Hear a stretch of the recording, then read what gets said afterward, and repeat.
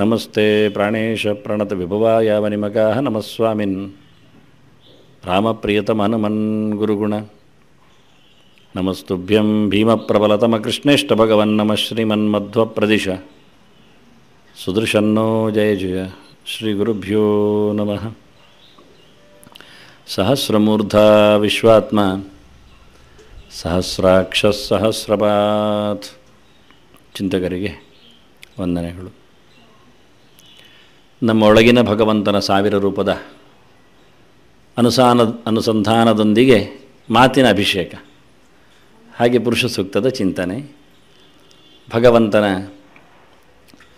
ಸೃಷ್ಟಿಯ ಆರಂಭದಲ್ಲಿನ ವೈಭವದ ರೂಪ, ಸೃಷ್ಟ ಬ್ರಹ್ಮಾಂಡದಲ್ಲಿ ತುಂಬಿದ ಭಗವಂತನ ವ್ಯಾಪ್ತ ರೂಪ, ಪ್ರತಿ ವ್ಯಕ್ತಿಗಳೊಳಗೆ ಪ್ರವೇಶ ಮಾಡಿದ ಪ್ರತಿ ಕಣಕಣಗಳಲ್ಲಿ ತುಂಬಿ ನಿಂತ ಭಗವಂತನ ಅನಂತಾನಂತ ರೂಪಗಳು ಎಲ್ಲವೂ ಒಂದೇ ಬಗೆ ಒಂದೇ.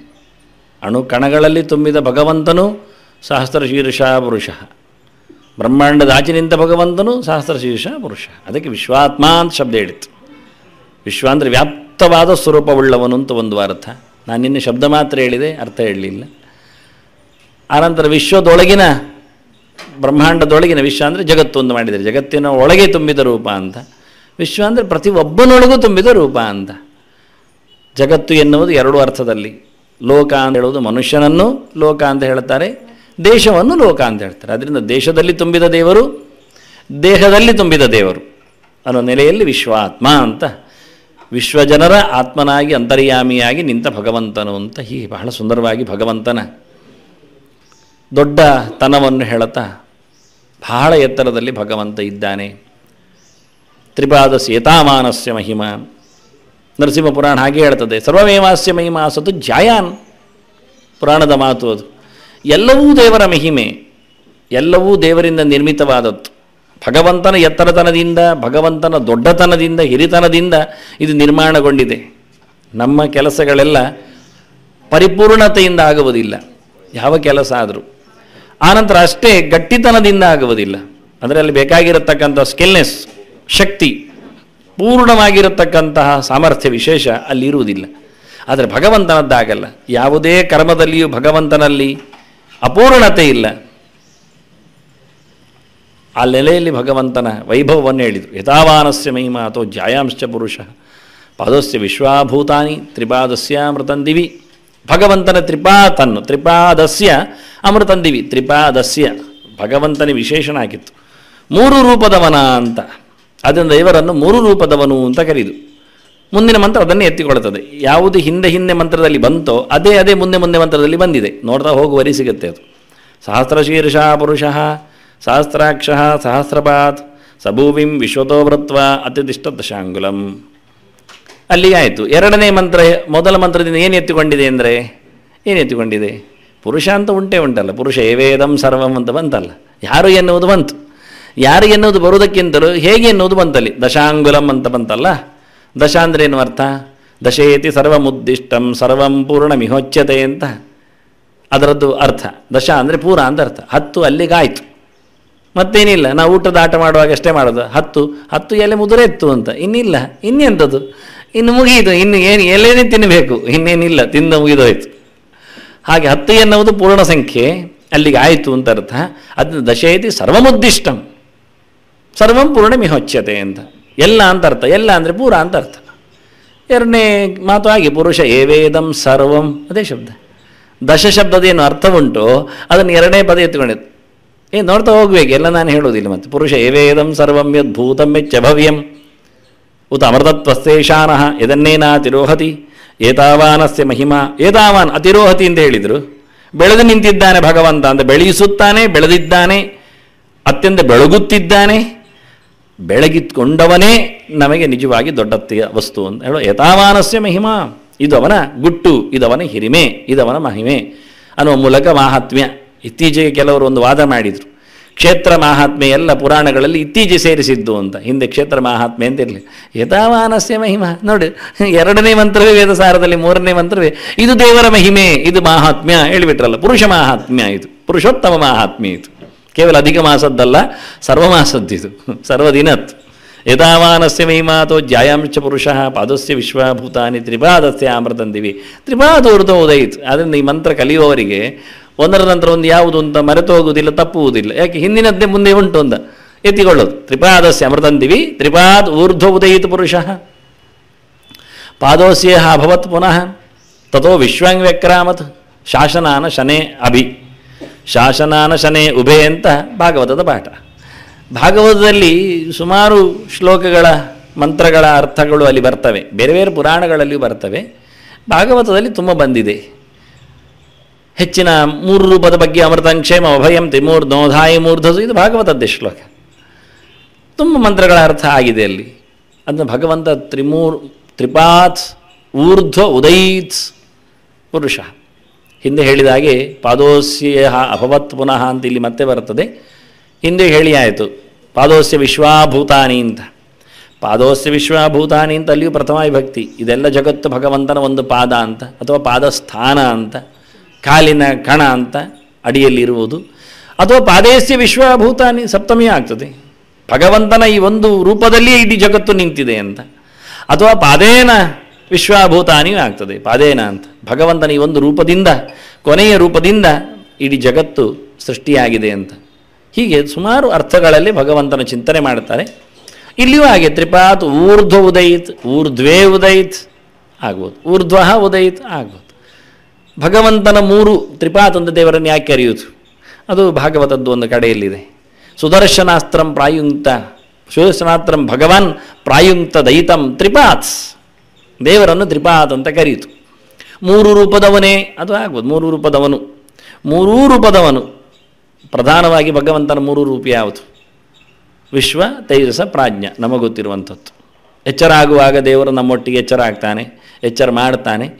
ಮಲಗಬೇಕು ಅಂದಾಗ ಕನಸು ಕಾಣಿಸ್ತಾನೆ, ಮತ್ತು ಪ್ರಾಜ್ಞನಾಗಿ ನಿದ್ದೆಯನ್ನು ಕೊಡ್ತಾನೆ. ಹೀಗೆ ವಿಶ್ವ, ತೇಜಸ, ಪ್ರಾಜ್ಞ, ತ್ರಿಪಾತ್ ಊರ್ಧ್ವ ಉದಯಿತು ಅಂತ. ಈ 3 ರೂಪದಿಂದಲೂ ಆಚೆಗೊಂದು ರೂಪ ನಿಂತಿತು, ಅದು ತುರಿಯ ರೂಪ, ಅದು ಮೋಕ್ಷ ಗಮ್ಯವಾದ ರೂಪ. ಇದು ಜಾಗ್ರತ್ ಸ್ವಪ್ನ ಸುಷುಪ್ತಿಯಲ್ಲಿ ಆದರೆ ಅದು ತುರಿಯ ಅವಸ್ಥೆ, ಅದರ ಆಚಿನ ಅವಸ್ಥೆ. ಅದರಲ್ಲಿರತಕ್ಕ ಭಗವಂತನ ರೂಪ ವಿಶೇಷಗಳು ಅಂತ, ಅದನ್ನು ಹೆಚ್ಚು ಕೊಡುವುದಿಲ್ಲ ಇವರು ಅಂತ ಹೇಳುತ್ತಾನೆ.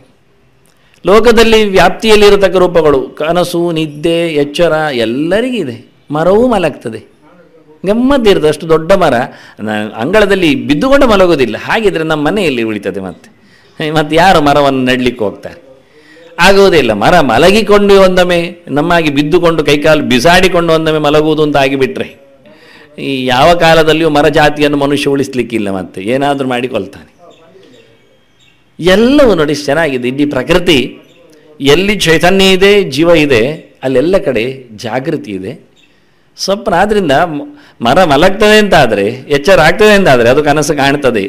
ಏನು ಕನಸು ಕಾಣ್ತದೆ? ಈ ಮನುಷ್ಯನ ಯಾವತ್ತಾದ ತಲೆ ಮೇಲೆ ಬೀಳಬೇಕು ಅಂತ ಕೊಡಲಿ, ನಮ್ಮದೇ ವಸ್ತುವನ್ನು ಮಾಡಿಕೊಂಡು ಮರದಿಂದ ನಮಗೆ ಕೊಡ್ತಾನಲ್ಲ ಬುಡಕ್ಕೆ ಏಟು, ಆದ್ದರಿಂದ ಇವನಿಗೆ ಒಂದು ಸತ್ತು ಕೊಡಬೇಕು ಅಂತ ಅವುಗಳು ಯೋಚನೆ ಮಾಡು. ಅವುಗಳ ಸಂಕಲ್ಪಕ್ಕೆ ದಿನಂತರ ದೇವರಲ್ಲಿ ಪ್ರಾರ್ಥನೆ ಮಾಡಿದ್ದಕ್ಕೆ ಜನ್ಮಾಂತರದಲ್ಲಿ ದೇವರ ಆ ಭಾಗ್ಯ ಕೊಟ್ಟಾನು, ಖಂಡಿತ ಕೊಟ್ಟಾನು. ಚೆನ್ನಾಗಿರುತ್ತೆ ಮರಗಳ ಕನಸು ಅಂತ. ಯಾರು ಬರೆಯುವುದಿಲ್ಲ, ಕಥೆಯೆಲ್ಲ ನೋಡಲಿಕ್ಕೆ ಕೊಡೋದಿಲ್ಲ. ಸುಂದರ ಅಂದರೆ ಕನಸಿನ ಲೋಕ. ಸೂತ್ರಕಾರರು ಹೇಳುವ ಹಾಗೆ ಸಂಧ್ಯೆಯ ಸೃಷ್ಟಿರಾಯ ಅದ್ಭುತವಾದ ಚಿಂತನೆ ಅದು. ಭಗವಂತ ಯಾವ ರೀತಿಯ ಕನಸುಗಳನ್ನು ಕೊಟ್ಟು ದೇವರ ವೈಭವಕ್ಕೆ ದೊಡ್ಡ ಸಾಕ್ಷಿಯನ್ನು ಮಾಡ್ತದೆ. ಸಾಕ್ಷಿ ವೈಭವಕ್ಕೆ ಅದ್ಭುತವಾಗಿರುವಂಥದ್ದು. ಪ್ರತ್ಯಕ್ಷಕ್ಕೆ ಸಾಕ್ಷಿಯಾಗಿ ನಮ್ಮ ಕನಸು, ಎಚ್ಚರೇಗೂ ಉಂಟಲ್ಲ ಕನಸು. ಅದನ್ನು ಭಗವಂತ ತ್ರಿಪಾತ್ ಊರ್ಧ್ವ ಉದಯಿತ್ಸ್, 3 ರೂಪದವ. ತ್ರಿಭಿಹಿ ಪದ್ಯತೆ ಅಂತ ಅರ್ಥ. ಪಾತ್ ಶಬ್ದಕ್ಕೆ ಅರ್ಥ ಕಮ್ಯತೆ ಅಂತ ಅರ್ಥ. ಪದಿಗತ ಉಂಟಾತು. 3ರಿಂದ ತಿಳಿಯಲ್ಪಡ್ತಾನೆ. ಯಾವ 3ರಿಂದ? 3 ವೇದದಿಂದ. ತ್ರಿಭಿರ್ ವೇದೈಹಿಂದ. ಅದನ್ನು ಭಗವಂತನ ತ್ರಿಪಾತ್ ಅಂತ ಕರೆಯುವುದು ಪುರುಷ ಸೂಕ್ತದಲ್ಲಿ ದೊಡ್ಡ ಸಂಗತಿ. ಅದಕ್ಕೂ ತ್ರಿಪಾತ್ ಹೇಳೋದು ಓಂಕಾರದ ವಸ್ತುವಾಗಿ. ಅಕಾರ ಉಕಾರ ಮಕಾರಗಳಿಂದ ಚಿಂತನೀಯನಿದ್ದಾನೆ. 2 ಅಕ್ಷರ ಉಪಾಸನೆ ಮಾಡಿದರೆ ಯಾವುದೆರಡು ಅಕ್ಷರ ಕೇಳೋದು? ಕೊನೆಯದ್ದೋ, ನಡುವಿದ್ದೋ, ಮೊದಲಿದ್ದೋ ಅಂತ.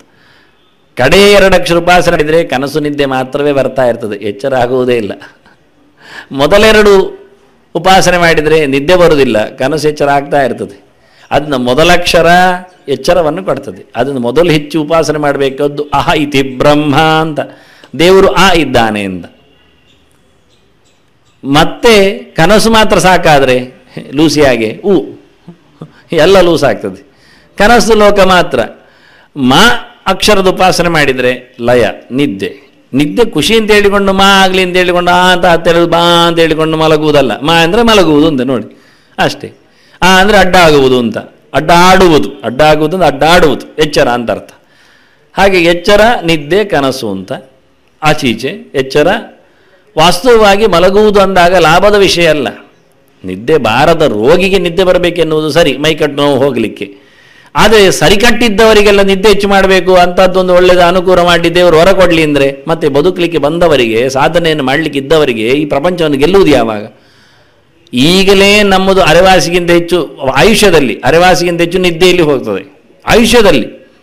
ರಾತ್ರಿಗೂ ಮಲಗ್ತೇವೆ, ಹಗಲಿಗೂ ಪುರುಸೋತಾದರೆ ಮಲಗ್ತೇವೆ, ಸಣ್ಣತನದಲ್ಲಿ ಹೆಚ್ಚು ಮಲಗೇ ಇರುವುದು. ಆನಂತರ ಸಾಯ್ಲಿಕ್ಕೆ ಹೋಗುವಾಗಂತೂ ಅವರು 10 ವರ್ಷದಿಂದ ಮಲಗೇ ಇದ್ರು, ಸತ್ರು ಅಂತ. 10 ವರ್ಷ ಕೆಳಗೆ ಸತ್ತಿದ್ದಾರೆ. ಮತ್ತೆ ನೀವು ಮಲಗಿದ್ದಾರೆ ಹೇಳಿದ್ದಷ್ಟು ಪ್ರಯೋಜನ ಆಗಲಿಲ್ಲ. ಮಲಗಿದ್ದಾರೆ ಸತ್ರು ಅಂತ ಹೇಳಿದ್ದೇನೆ. ಮಲಗಿ ಇದ್ದರು, ಬೆಡ್ ರೆಸ್ಟ್, ಬೆಡ್ ರಿಡನ್, ಈಗ ಸತ್ರು ಅಂತ. 10 ವರ್ಷದಿಂದ ಎಂಥದ್ದು? ಅದನ್ನ ವಾಸ್ತವವಾಗಿ ನಮ್ಮದು ಎಚ್ಚರದ ಹೊತ್ತೇ ಬಹಳ ಕಡಿಮೆ ಆಯುಷ್ಯದಲ್ಲಿ. ಅದಕ್ಕೂ ವರ ಕೇಳಿಕೊಂಡು ನಿದ್ದೆ ಹೆಚ್ಚು ಬರಲಿ ಅಂದರೆ ಕುಂಭಕರ್ಣ ಸಂತಾನ ಆಗ್ತದೆ. ಮತ್ತೆಂಥದ್ದು? ಸಾಧನೆ ಮಾಡಲಿಕ್ಕೆ ಬಂದ ದೇಹ ಅದನ್ನ ಅದು ಉಪಾಸನೆ ಮಾಡೋದಲ್ಲ. ಅದರಿಂದ ಗಣಪತಿ ಇವರೆಲ್ಲ ಉಪಾಸನೆ ಮಾಡಿದ್ದು ಮೊದಲ ಅಕ್ಷರಗಳನ್ನು ಹೆಚ್ಚು ಎಚ್ಚರದ ಅಕ್ಷರಗಳ ಚಿಂತನೆ ಮಾಡಿಕೊಂಡು ಭಗವದೆಚ್ಚರ ಪಡೀಲಿಕ್ಕೆ ಪ್ರಯತ್ನ ಮಾಡಿದ್ದಾರೆ. ಅದರಲ್ಲಿ ಅವರು ಸಫಲರಾಗಿದ್ದಾರೆ. ಹೀಗೆ 3 ಅಕ್ಷರಗಳಿಂದ ಪ್ರಣವದಿಂದ ಪ್ರತಿಪಾದ್ಯನಾದವ ಗಮ್ಯನಾಗುವ, ಸಿಗುವವನು ಅಂತ ಅರ್ಥ ಹೇಳ್ತಾರೆ. ಪ್ರಧಾನವಾಗಿ ತ್ರಿಪಾತ್ ಅಂತ. ಮತ್ತು 3 ಸಾಧನೆಗಳು ಯಜ್ಞದಾನ ತಪೋಭಿಶ್ಚ ಗಮ್ಯತೆ. ಯಜ್ಞ, ದಾನ, ತಪಸ್ಸಿನಿಂದ ದೇವರು ಸಿಗ್ತಾನೆ. ಬಗೆ ಬಗೆಯ ಭಗವಂತನ ಆರಾಧನೆಗಳು ಮುಖ್ಯವಾಗಿ. ಅದು ನಾವು ಆರಾಧನೆ ಪದ್ಧತಿಯಲ್ಲಿ ಪುರುಷ ಸೂಕ್ತದಿಂದ ಬರುವ ಉಪಚಾರಗಳನ್ನು ಚಿಂತನೆ ಮಾಡಲಿಕ್ಕೆ ಕೊಟ್ಟದ್ದು. ಅದರೊಟ್ಟಿಗೆ ದಾನಗಳು, ಬಗೆ ಬಗೆಯ ದಾನಗಳು, ವಸ್ತು ಮಾತ್ರ ಅಂತಲ್ಲ, ಎಲ್ಲವೂ ಸಹ. ಪ್ರಾಣಭಿಕ್ಷೆಯೂ ಆಗ್ತದೆ, ವಿದ್ಯಾದಾನವೂ ಆಗ್ತದೆ, ಅವಕಾಶ ಕೊಡುವುದು ಆಗ್ತದೆ, ಹೀಗೆಲ್ಲ ಜೀವನ ದಾನ ಎಲ್ಲ, ಊಟ ಕೊಡುವುದು. ಕೊನೆಗೆ ತಪಸ್ಸು, ನಿರಂತರವಾದ ಚಿಂತನೆ, ವ್ರತ ನಿಯಮಗಳ ಅನುಷ್ಠಾನಗಳು, ಇವೆಲ್ಲರಿಂದಲೂ ಸಿಗುವವನು ಭಗವಂತ. ಅದು ತ್ರಿಪಾತ್, ಒಳಗಿನ 3 ಕೋಶಗಳಲ್ಲಿ ಪ್ರಧಾನವಾಗಿದ್ದಾನೆ. ಹೊರಗೆ ತಿಂದು ತಿರುಗುವ ಕುಡಿಯುವ ದೇಹ, ಅದರೊಳಗೆ ಮನೋಮಯ ಕೋಶ, ವಿಜ್ಞಾನಮಯ ಕೋಶ, ಆನಂದಮಯ ಕೋಶ, ಇದರಲ್ಲಿ ಸಿಗತಕ್ಕಂಥ ಭಗವಂತ. ಮೇಲಿನ 3 ಕೇಂದ್ರಗಳಲ್ಲಿ ಹೃದಯ, ಕಂಠ, ಆಜ್ಞಾಚಕ್ರ. ಅದರ ಮೇಲೆ ತ್ರಿಪಾತ್ ಊರ್ಧ್ವೋದಯೀತ್ ಪುರುಷ ಅತಿಷ್ಠ ದಶಾಂಗುಲಂ, ಅದನ್ನೇ ಎಲ್ಲಿ ಎತ್ತಿಕೊಂಡದ್ದು.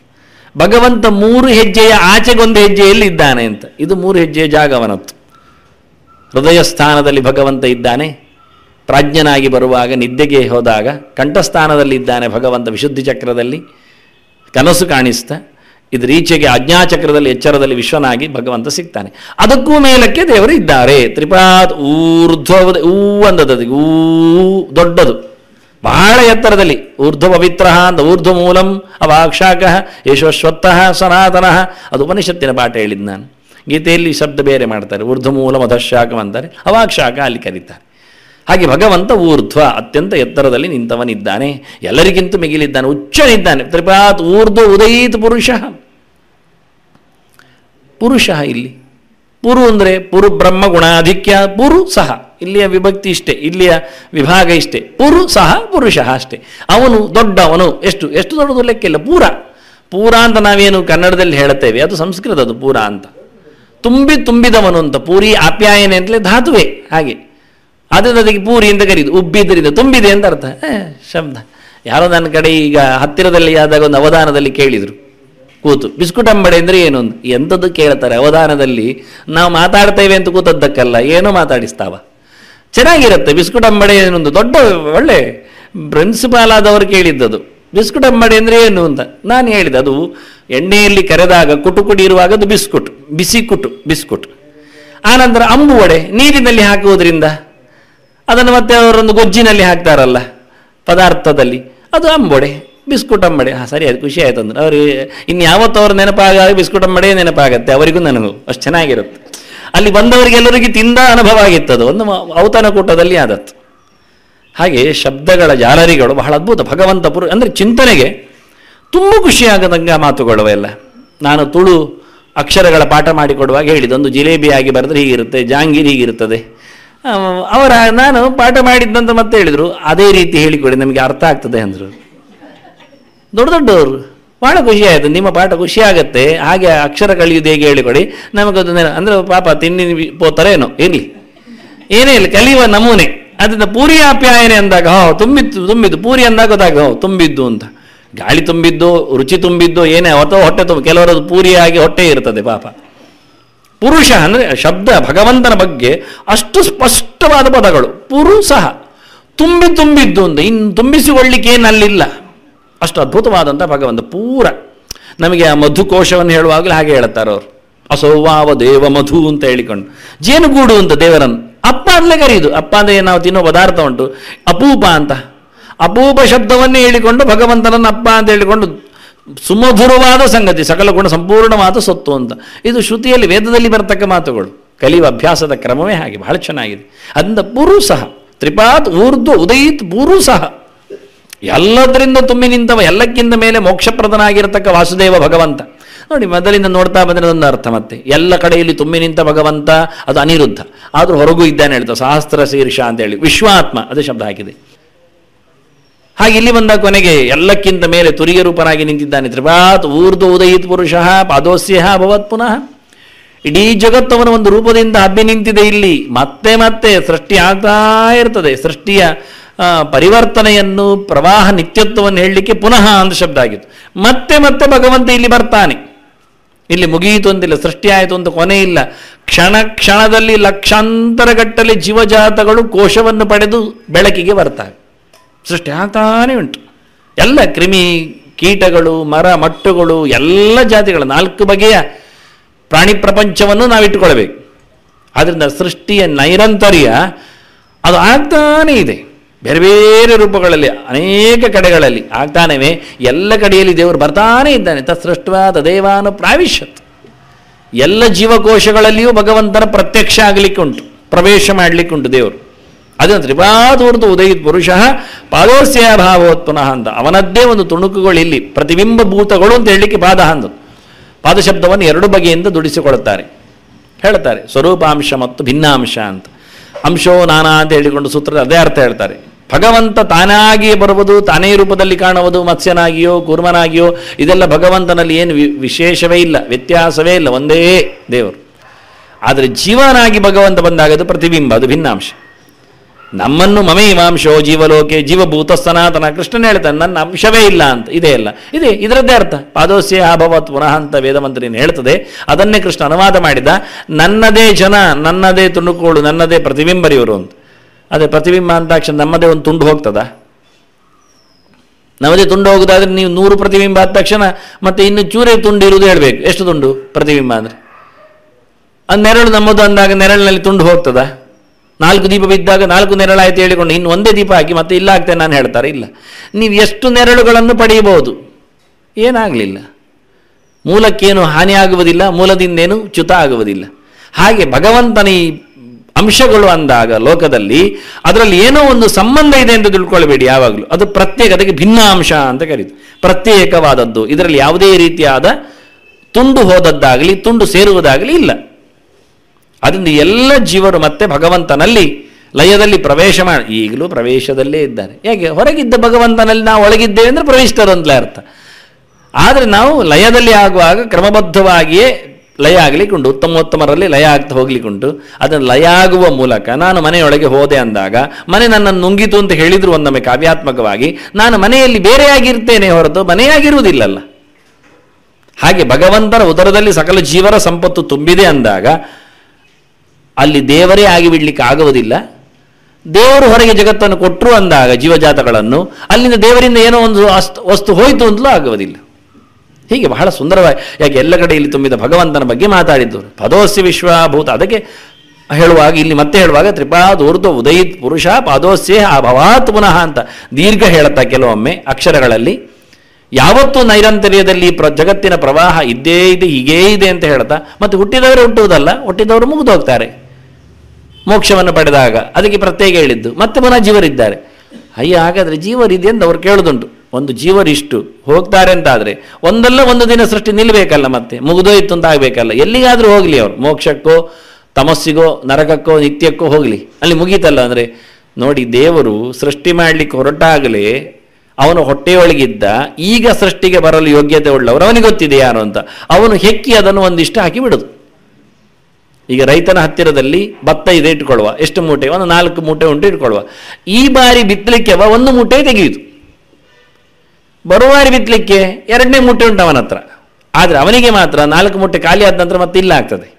ಅವನೇನು ಮಾಡಬೇಕು? ಬಿತ್ತಿದ ಭತ್ತದಲ್ಲಿ ಮತ್ತೆ ಬಂದದ್ದನ್ನು ಇಟ್ಟುಕೊಳ್ಬೇಕು ಬೀಜ ಆಗಿ. ಆದರೆ ದೇವರದ್ದು ಹಾಗಲ್ಲ. ದೇವರು ಬಿತ್ತಿದ್ದರಲ್ಲಿ ಯಾವ ಕಾಲದಲ್ಲಿಯೂ ಮತ್ತೆ ಹೆಕ್ಕಿ ಒಳಗಿಟ್ಕೊಳ್ಳೋದಿಲ್ಲ. ಇವನು ರೈತ ಆದರೆ ಒಂದು ಯೂಸ್ಡೆ ಒಮ್ಮೆ ಮಾಡಿದ್ದೆ. ಭತ್ತವನ್ನು ಯಾವುದನ್ನು ಮೊದಲು ಹಾಕಿದ್ದಾನೆ ಒಂದು ಗೋಣಿ, ಅದರಲ್ಲೇ ಉಂಟಾದದ್ದು ಮತ್ತೆ 10 ಗೋಣಿ ಒಳಗಿಟ್ಕೊಳ್ತಾನೆ, ಮತ್ತೆ ಮುಂದುವರಿಸ್ತಾನೆ, ಮತ್ತೆ ಮುಂದುವರಿತಾನೆ. 1-2 ವರ್ಷ ಕಾಯಿಸ್ತಾನೆ ಅದನ್ನಷ್ಟೇ. ಜಾಸ್ತಿ ಅಂದರೆ 100 ವರ್ಷ ಕಾಯಿಸಿದ್ರು ಭತ್ತ ಹಾಳಾಗುವುದಿಲ್ಲ. ಭತ್ತವನ್ನು ರಕ್ಷಣೆ ಮಾಡುವ ವಿಧಾನ ಗೊತ್ತಿದ್ದವರಿಗೆ ಅರ್ಥ ಮಾಡಿಕೊಳ್ಳಿ. 100 ವರ್ಷ ಭತ್ತವನ್ನು ಕಾಯಿಸಿ ಬಿತ್ತಿದ್ರು ನೆಲದಲ್ಲಿ ಭೂಮಿ ತಾಯಿ ಫಸಲು ಕೊಡ್ತಾಳೆ. ಕೊಡಬೇಕು ಅಂತ ಅವಳಿಗೆ ಆಜ್ಞೆ ಭೂಮಿಗೆ. ಬಿತ್ತಿದ ಬೆಳೆಯಲ್ಲಿ ನೀನು ಕೊಡದಿದ್ರೆ ನಿನ್ನ ಮೇಲೆ ಪ್ರಯೋಗ ಮಾಡುತ್ತೇನೆ ತಾನು ಬಾಣ ಅಂತ ಹೇಳ್ತಾನೆ ರಾಜ. ಎಷ್ಟು ಜೋರು ಇರ್ತದೆ. ಅದನ್ನ ಭೂಮಿ ಹೆದರಿ ದೇವರಿಗೋಸ್ಕರ ಬಿತ್ತಿದ್ದರ ಬೀಜದ ಮೇಲೆ ಮೊಳಕೆಯನ್ನು ಕರುಣಿಸ್ತಾಳೆ. ಇದು ಗಮ್ಮತ್ತಿರೋದು. ಆದರೆ ದೇವರು ಯಾವ ಕಾಲದಲ್ಲಿಯೂ ಬೆಳೆಯನ್ನು ಕೊಯ್ದು ಮತ್ತೆ ಇಟ್ಕೊಳ್ಳುವುದಿಲ್ಲ. ಅವನ ಹೊಟ್ಟೆಯಲ್ಲಿ ಅನಂತಾನಂತ ಜೀವರಾಶಿಗಳು ಇದ್ದಾರೆ. ಯಾವ ಕಾಲದಲ್ಲಿಯೂ ಸೃಷ್ಟಿ ನಿಲ್ಲುವುದು ಅಂತ ಇಲ್ಲ. ಅದನ್ನು ಇದು ಹೇಳಿತ್ತು, ಪಾದೋಸ್ಯಾಭವತ್ ಪುನಃ. ಯಾವ ಕಾಲದಲ್ಲಿಯೂ ಭಗವಂತನನ್ನು ಮೀರುವ ಸಂಗತಿ ಉಳ್ಳ ಯಾವುದೇ ಸಂಗತಿಯೂ ಸೃಷ್ಟಿಗೊಳ್ಳುವುದೂ ಇಲ್ಲ. ಯಾವ ಕಾಲದಲ್ಲಿಯೂ ದೇವರ ಒಂದು ತುಣುಕು ಮಾತ್ರ ಇದು, ಒಂದು ತುಂಡು, ಏನೂ ಇಲ್ಲದ್ದು, ಅಲ್ಪ ಅಂತಾನೆ. ಅಲ್ಪಶಕ್ತಿ ಅಸಾರ್ವಜ್ಞಂ ಇದಕ್ಕೆಲ್ಲ ಹೇಳುವ ನಮೂನೆ ಲಕ್ಷಣ ಹೇಳಿದವರು. ಭಗವಂತನ ಎದುರು ನೋಡಿದರೆ ಎಂಥದ್ದು ಇಲ್ಲದ ಸಂಗತಿ ಇದು ಅಂತ. ಅದಕ್ಕೆ ಇಡೀ ಜಗತ್ತನ್ನೇ ಉಲ್ಲೇಖ ಮಾಡಿ ಹೇಳಿದ್ರು, ಪಾದೋಸ್ಯಾಭವತ್ ಪುನಃ. ಭಗವಂತ ಎಷ್ಟು ದೊಡ್ಡದಿದ್ದಾನೆ. ತ್ರಿಪಾತ್ ಊರ್ಧ್ವೋದಯತ್ ಪುರುಷ ಪಾದೋಸ್ಯಾಭವತ್ ಪುನಃ. ಆ ಭಗವಂತನ ಬಗ್ಗೆ ಮಾತಾಡುವಾಗ ಎಲ್ಲವೂ ಶಾಸನಾನ ಶನೇ ಉಭೆ, ಅವರು 2 ಹೇಳ್ತಾರೆ ಒಟ್ಟಿಗೆ ಹೇಳುವಾಗ. ಅಶನ ಅಂದರೆ ತಿನ್ನುವಂಥದ್ದು, ಶಾಸನ ಅಂದರೆ. ಅನಶನ ಅಂದರೆ ತಿನ್ನದೇ ಇರುವುದು.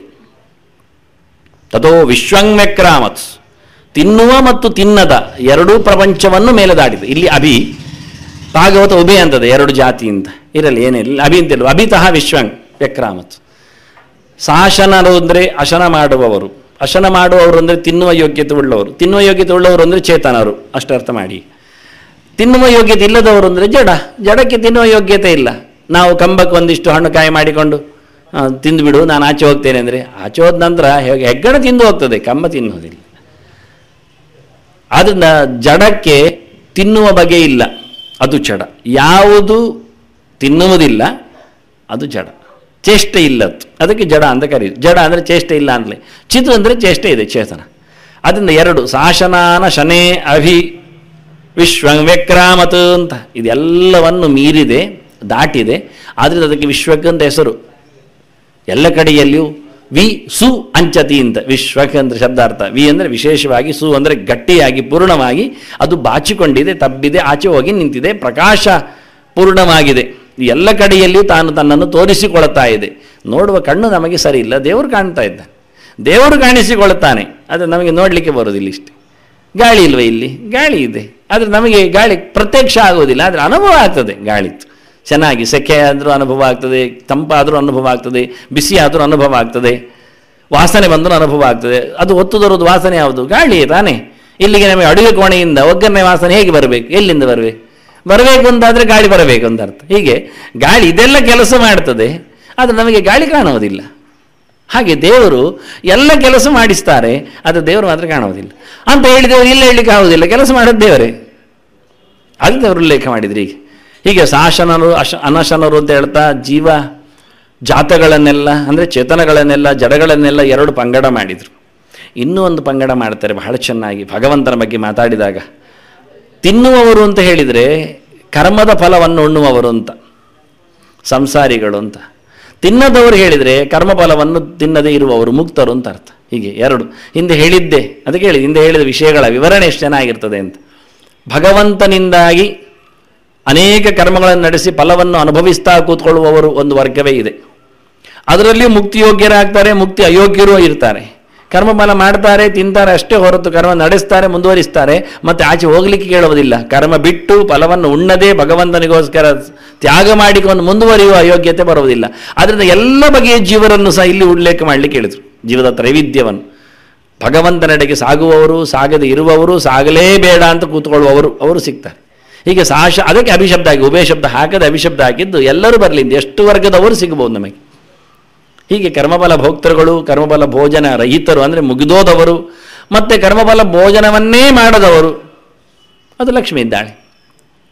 ಅವಳು ಯಾವ ಕಾಲದಲ್ಲಿಯೂ ಕರ್ಮಫಲದ ನಂಟು ಇಲ್ಲ. ಮುಕ್ತರಿಗಾದರೆ ಮೊದಲು ಇತ್ತು, ಈಗ ಇಲ್ಲ.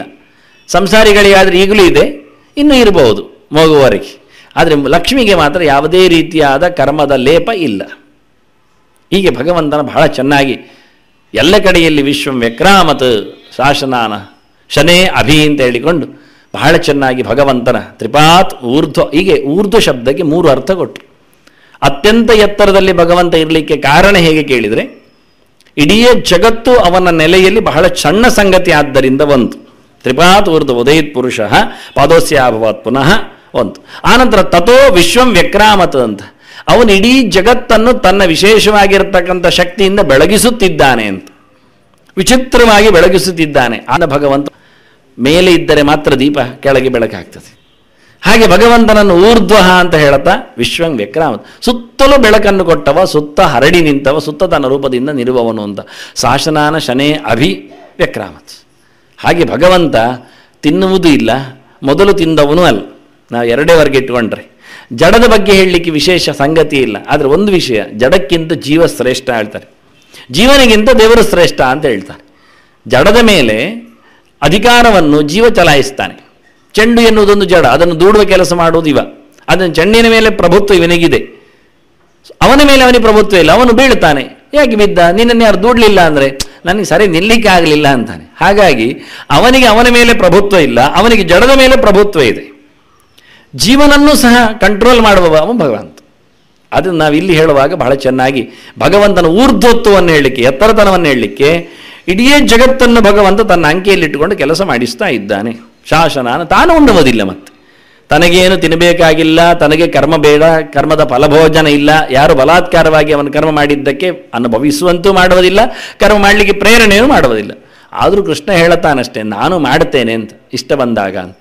ಅವನಿಗೆ ಇಷ್ಟ ಬಂದು ನಮಗೆ ಇಷ್ಟ ಬಂದಾಗಲ್ಲ, ಅವನಿಗಿಷ್ಟ ನಾನು ಮಾಡ್ತೇನೆ. ಹಾಗೆ ಜನ ನನ್ನನ್ನು ನೋಡಿ ಮಾಡುವುದಿಲ್ಲ ಅಂತ ಹೇಳ್ತಾರೆ. ಕೊನೆಗೆ ತಮಾಷೆ ಮಾಡಿ ಯಾರು ಉತ್ಸೀದೇವಿರಿಮೇ ಲೋಕಾಹ ಅಂತ ಎಷ್ಟು ಅವನಿಗೆ ಕಾಳಜಿ ನೋಡಿ. ಎಲ್ಲಾದರೂ ಜನ ತಪ್ಪಿ ಹೋದರೆ ಅಂತೇಳಿ ಜನ ಮಾಡಲಿ ಹೇಳಿ ಅವನು ಮಾಡೋದಂತೆ. ಅವನಿಗೇನು ಮಾಡಬೇಕಾಗಿಲ್ಲ, ನನಗೇನು ಯಾವುದೇ ರೀತಿಯಾದಂಥ ಕರ್ಮಲೇಪ ಇಲ್ಲ ಅಂತಲೇ ಅವನು ಹೇಳಿಕೊಂಡಿದ್ದ.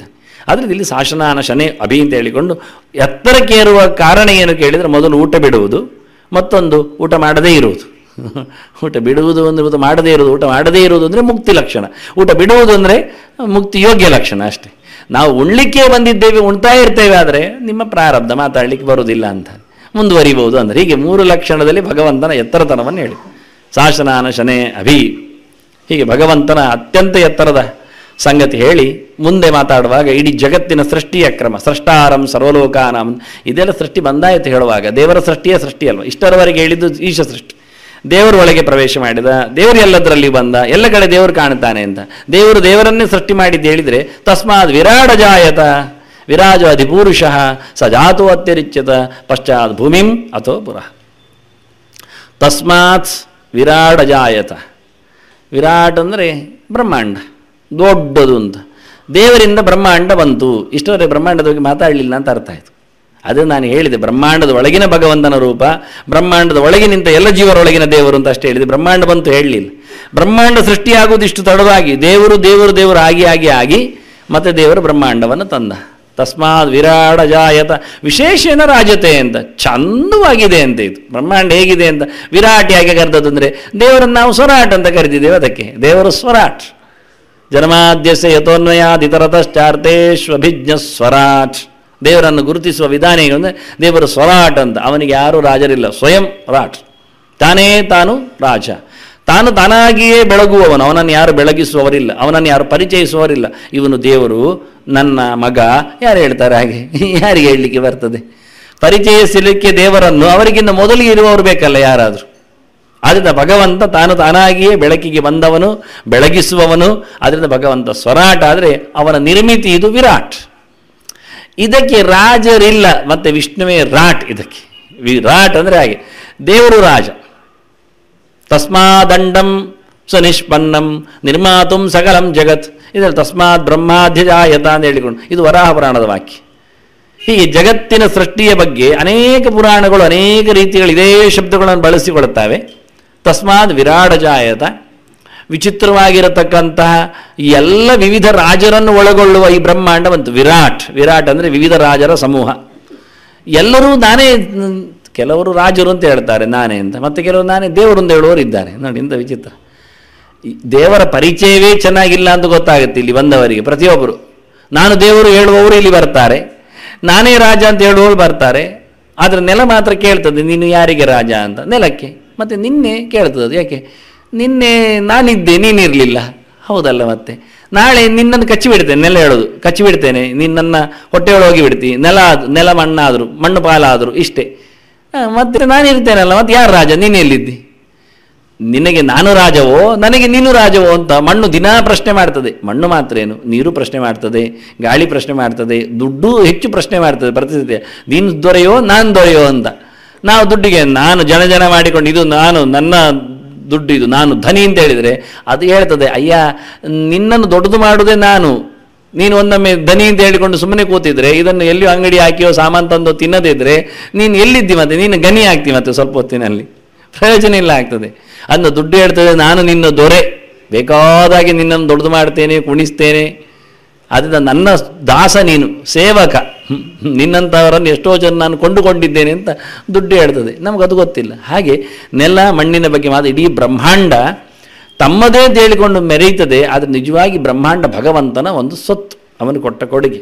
ತಸ್ಮಾತ್ ವಿರಾಡಜಾಯತ, ಭಗವಂತನಿಂದಾಗಿ ಜಗತ್ತು ಬಂತು. ಇಲ್ಲಿ ಕ್ಲೀನಾಗಿ ಅಂದ ಅಂತ ಹೇಳ್ತಾರೆ. ಎಷ್ಟು ಬೇಕಂತ ಮೊದಲು ಹೇಳ ಪುರುಷೇ ವೇದಂ ಸರ್ವಂ ಅಂತ ಸರಿಯಾಗಿ ವಿಭಕ್ತಿಯನ್ನು ಹೇಳದೆ ಪುರುಷೇ ಅಂತ ಮಾಡಿದರೆ ಅರ್ಥ ಗಟ್ಟಿ ಆಗ್ತದೆ. ಮೇಜಿನ ಮೇಲೆ ಪುಸ್ತಕ ಎತ್ತಿ ಹೇಳುವಾಗ ಮೇಜು ಬೇರೆ ಪುಸ್ತಕ ಮೇಲೆ ಗೊತ್ತಾ, ಯಾಕೆ ಮೇಲೆ ಆಧಾರ ಆಧೇಯ ಭಾವ ಅಂತಾರೆ.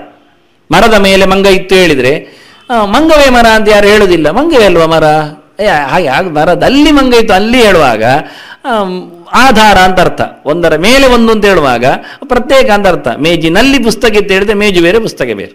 ಅದನ್ನ ಪುರುಷೇ ಇದಂ ಸರ್ವಂ ಅಂತ ಗಟ್ಟಿ ಹೇಳಿದ್ರೆ ನಮಗೆ ಕಷ್ಟ ಇರ್ತಿರ್ಲಿಲ್ಲ. ಇಡೀ ಜಗತ್ತು ದೇವರಲ್ಲಿ ನಿಂತಿದೆ ಹೇಳುವ, ದೇವರು ಆಧಾರನಾಗಿದ್ದಾನೆ. ಜಗತ್ತು ನಿಲ್ಲಬೇಕಾದ್ರೆ ದೇವರು ಬೇಕೇ ಬೇಕು. ಮೇಜು ತೆಗೆದ್ರೆ ಪುಸ್ತಕ ಬೀಳ್ತದೆ, ಮರ ಇಲ್ಲದಿದ್ದರೆ ಮಂಗ ಬೀಳ್ತದೆ ಅನ್ನೋ ಹಾಗಿತ್ತು. ಅದರಲ್ಲಿ ಹೇಳದೆ ಪುರುಷ ವೇದಂ ಸರ್ವಂ ಅಂತ ಮೆಲ್ಲ ಮಾತಾಡಿ ಅವರು ಕನ್ಫ್ಯೂಸ್ ಆಗುವಾಗೆ ಇದೆಲ್ಲ ದೇವರೇ ಅಂತ ಹೇಳುವಾಗಿ ಮಾತಾಡಿದರು. ಮಂಗವೇ ಮರವೋ ಅಂತ ಕಾಣುವಾಗಿತ್ತು ನಮಗೆ, ಮೇಜೆ ಪುಸ್ತಕವೋ ಅಂತ. ಇಲ್ಲಿ ಕ್ಲಿಯರ್ ಹೇಳ್ತಾರೆ ತಸ್ಮಾತ್ ವಿರಾಡಜಾಯತ, ಸಂಶಯ ಬಾರದಂತೆ. ವಿಯೋಗ ಅಂತಾರೆ. ವಿಯೋಗ ಅಂದರೆ ಸರ್ವ ಭಿನ್ನ ಅಂತ ಅರ್ಥ. ಮರದಿಂದ ಕಾಯಿ ಬಿತ್ತು, ಮರದಿಂದ ಕಾಯಿ ಬಿತ್ತು ಅಂದರೆ ಕಾಯಿ ಮರದಲ್ಲಿ ಇತ್ತು ಅಂತ ಅರ್ಥ ಆಗ್ತದೆ. ಕೆಳಗೆ ಬಿತ್ತಿ ಎನ್ನುವಾಗ ಮರವನ್ನು ಬಿಟ್ಟಿದೆ ಅಂತ ಅರ್ಥ ಆಗ್ತದೆ. ಮರ ಬೇರೆ ಕಾಣ್ತದೆ, ಕಾಯಿ ಬೇರೆ ಕಾಣ್ತದೆ. ಯಾವ ಕಾಲದಲ್ಲಿ ಮರವು ಕಾಯಿ ಒಂದೇ ಅಂತ ಆಗುವುದೇ ಇಲ್ಲ. ಆನಂತರ ಅಂತಹ ಮರದಲ್ಲಿ ಕಾಯಿಗಳು ಸಾವಿರಾರು ಕಾಣ್ತವೆ, ಬಿದ್ದದ್ದು ಒಂದು. ಬೀಳಲಿಕ್ಕೂ ಏನೋ ಒಂದು ಪಕ್ವತೆ ಇದೆ, ಬೀಳಲಿಕ್ಕೂ ಆ ಮರದಿಂದ ಒಂದು ಪ್ರಯತ್ನ ಇದೆ. ವಿಕಾಸಗೊಳ್ಳುವುದೋ ಏನೋ ಒಂದು ಪ್ರಯತ್ನ ಇರುತ್ತೆ, ಬೀಳಿಸಬೇಕಲ್ಲ, ತೊಟ್ಟಿನಿಂದ ಕೆಳಗೆ ಬೀಳಿಸಬೇಕಲ್ಲದು. ಬೀಳಿಸ್ಲಿಕ್ಕೆ ಅದರಲ್ಲೇ ಆಗಿರತಕ್ಕಂಥ ಒಂದು ಗುಣಮಟ್ಟ ಇದೆ. ಇನ್ನು ಗಾಳಿ ಬಂದು ದೂಡಿತು ಹೇಳಿದ್ರು ಹಿಡ್ಕೊಳ್ಳೋದ್ರಲ್ಲಿ ಸಡಿಲತೆ ಇದೆ. ಇನ್ನೂ ಅರ್ಥ ಹೇಳ್ತೇನೆ, ಅದು ಗಾಳಿ ದೂಡಿದ್ದು ಅಂತ ನೀವು ಹೇಳಿದ್ರಿಯೋ, ಗಾಳಿ ದೂಡುವಾಗ ಅದು ಒಂದು ಮಾತ್ರ ಹಣ್ಣಿ ಹಾಕಿ ಬೀಳ್ತದೆ. ಅದನ್ನ ಮರ ಏನು ಮಾಡ್ತದೆ, ಅದನ್ನು ಸಡಿಲು ಬಿಟ್ಟಿದೆ ಬೀಳಲಿ ಅಂತ. ಏನೋ ಒಂದು ಇರ್ತದೆ ಮರದಲ್ಲಿ ಧರ್ಮ, ಇಲ್ಲಾದ್ರೆ ಇನ್ನೊಂದು ಕಾಯಿ ಬೀಳಬೇಕಾಗತ್ತೆ.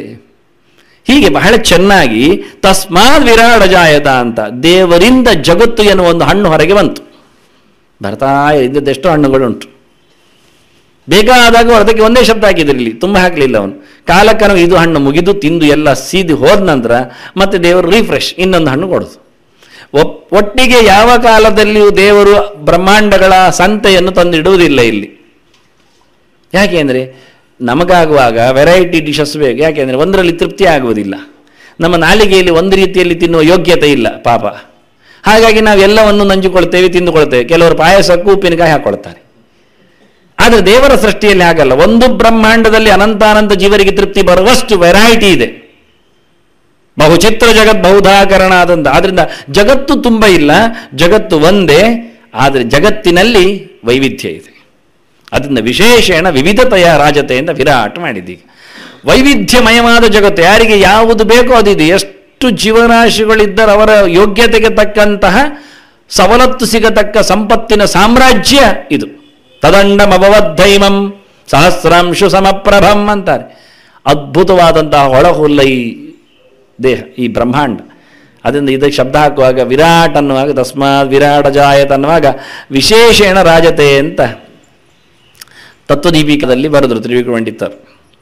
ಒಳ್ಳೆದ ವ್ಯಾಖ್ಯಾನಕರು ಅನೇಕರು ವಿವಿಧತೆಯ ರಾಜತೆ ಅಂತಲೇ ಬರ್ತರು.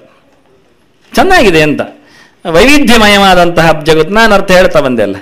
ಆದರೆ ವೈವಿಧ್ಯ ಇದೆ ಎನ್ನುವುದು ವಿಶೇಷದಲ್ಲೇ ಬಂದದ್ದಲ್ಲ, ಒಂದಕ್ಕೊಂದು ಭಿನ್ನತೆಯಿಂದಾಗಲೇ ವೈವಿಧ್ಯ ಬಂದದ್ದು. ಇಲ್ಲದೆ ಬರುತ್ತಾ? ಮೂಲ ಅರ್ಥ ಯಾರಿಗೆ ಅರ್ಥ ಆಗುವುದಿಲ್ಲ. ಮತ್ತೆ ವಿಶೇಷಣ ರಾಜತೆ ಎನ್ನುವುದು ಪುರಾಣಕ್ಕೆ ಶ್ರುತಿಗೆ ಸಂಬಂಧವಾದ ಶಬ್ದ. ಅದು ತದಂಡಮವದ್ದೈವಂ ಸಹಸ್ರಾಂಶು ಸಮಪ್ರಭಂ ಅಂತ. ಭಯಂಕರ ಚಂದವಾದ ಹೊಳಗೊಲ್ಲ ಸಾವಿರಾರು ಸೂರ್ಯರ ಪ್ರಭೆಯನ್ನು ಹೊಂದಿದ ಬ್ರಹ್ಮಾಂಡ ಅಂತ. ಅದನ್ನ ವಿಶೇಷಣ ರಾಜತೆ ಅಂತ ಹೇಳಬೇಕು. ವಿರಾಟನ್ನ ಗಮ್ಮತ್ನಲ್ಲಿ ಹೊಳಿತಾ ಇತ್ತು, ರಾಜರ ದೀಪ್ತ ಒಂದು ಧಾತೋದು. ಅದರಿಂದ ವೈವಿಧ್ಯಮಯ ಅಂತ ಹೇಳುವುದಕ್ಕಿಂತ ಹೆಚ್ಚು ವೈಶಿಷ್ಟ್ಯಮಯ ಎನ್ನುವುದರಲ್ಲಿ ಔಚಿತ್ಯ ಇದೆ. ಹೀಗೆ ಪ್ರಾಚೀನ ವ್ಯಾಖ್ಯಾನಗಳ ಗೌಜಿಗಳನ್ನು ನೋಡಲಿಕ್ಕೆ ಒಂದು ಸಣ್ಣ ಶಬ್ದದಲ್ಲಿ ಅರ್ಥ ವೈಶಾಲ್ಯ ಹುಡುಕ್ಲಿಕ್ಕೆ ಆಗತ್ತೆ. ಇರಲಿ, ಯಾವುದು ಎಲ್ಲ ಅರ್ಥವೂ ಇರಲಿ, ಅರ್ಥ ಆಗುವಾಗ. ಅರ್ಥ ಆಗದಿದ್ದಾಗ ಯಾವ ಅರ್ಥ ಆದರೂ ಸಾಕಾಗತ್ತೆ ಕೆಲವೊಮ್ಮೆ.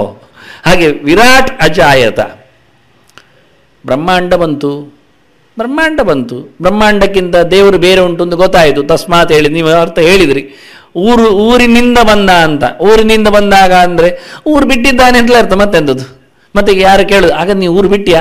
ಊರಿಂದಲೇ ಬಂದದ್ದು ನಾನು, ಮತ್ತೆ ಬಿಡಲಿಕ್ಕೆ ಆಗದೆ. ಬಸ್ಸಿನಿಂದ ಇಳಿದ ಅಂದಾಗ ಬಸ್ಸನ್ನು ಕಟ್ಟಿಕೊಳ್ಳಿಕ್ಕೆ ಆಗತ್ತಾ? ವಿಯೋಗ ಅಂದರೆ ಬೇರ್ಪಡಿಸುವಿಕೆ. ಬಸ್ಸಿನಿಂದ ಇಳಿದ ಅಂದಾಗ ಬಸ್ಸು ಬೇರೆ, ಇವನು ಬೇರೆ. ಊರಿನಿಂದ ಬಂದ ಅಂದ್ರೆ ಊರು ಬೇರೆ, ಇವನು ಬೇರೆ. ಅದರಿಂದ ತಸ್ಮಾತ್ ವಿರಾಟ ಜಾಯತ ಅಂದರೆ ಭಗವಂತನಿಂದ ಬ್ರಹ್ಮಾಂಡ ಹುಟ್ಟಿದ ಅಂದಾಗ ದೇವರು ಬೇರೆ, ಜಗತ್ತು ಬೇರೆ.